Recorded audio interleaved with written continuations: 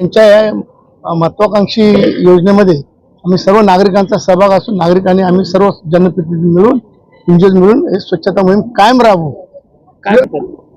देवीपाडा आमचा मराठी माणसांचा एरिया आहे आणि त्याला जास्तीत जास्त स्वच्छता कसा ठेवता येईल हा आमचा प्रयत्न आहे। आता साहेब बोलले चल साहेब, स्वच्छता असेल तर आजार फार कमी होतात आणि आजाराच्या पाठी पैसे घालवण्यापेक्षा स्वच्छतेवर जास्त लक्ष केंद्रित केलं पाहिजे, पुढे घेऊन जाऊ।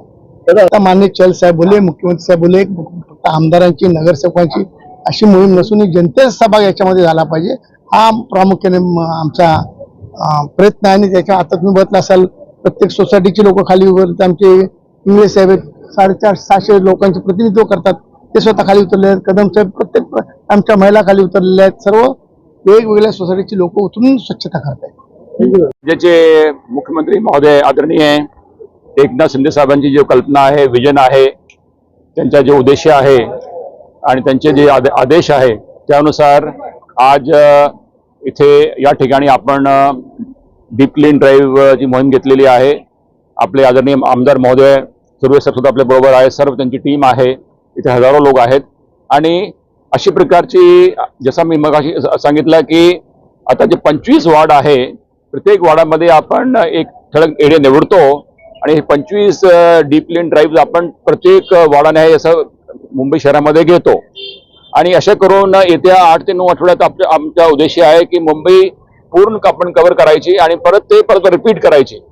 आणि या अंतर्गत जे आपले गली आहे, लेन्स आहे, बाय लेन्स आहे, आपले स्लम पॉकेट्स आहे, त्या भागामध्ये जाऊन ते आधी ब्रशने लेन साफ करणे, त्यानंतर ते माती उचलणे, त्यानंतर हाय प्रेशर जेट्सने त्याची सफाई करणे, जेणेकरून म्हणजे की स्वच्छता आपल्याला एक मोहीम काढता येईल।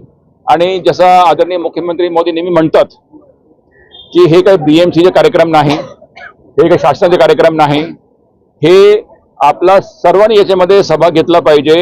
यामध्ये जे काही आपले मान्यवर नागरिक आहेत, माननीय लोकप्रतिनिधी असतील किंवा आपले माननीय नगरसेवक असतील किंवा इतर सर्व लोक जे माननीय लोकप्रतिनिधी आहे, आपले स्टुडंट्स आहे, college student, NCC, scouts and guide, NGO, स्वयंसेवी संस्था, सर्वांनी आपले सर्व जो महिला आहेत सर्वांनी याचा भाग घेतला पाहिजे आणि याला एक पब्लिक मुवमेंट केली पाहिजे।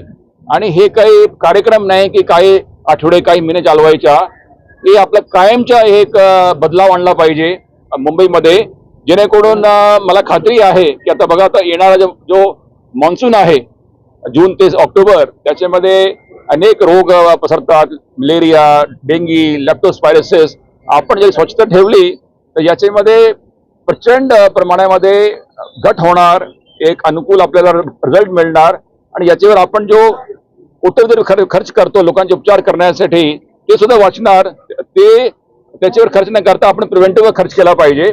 आणि अशी प्रकारची जर हे जो मोहीम आता आदरणीय मुख्यमंत्री महोदयाने कल्पना करून हे इम्प्लिमेंट केलेली आहे, ते जगामध्ये हे पहिलं उदाहरण आहे जिथे आदरणीय मुख्यमंत्री महोदय स्वतः रस्त्यात उतरतात आणि याच्यावर सहभाग घेतात।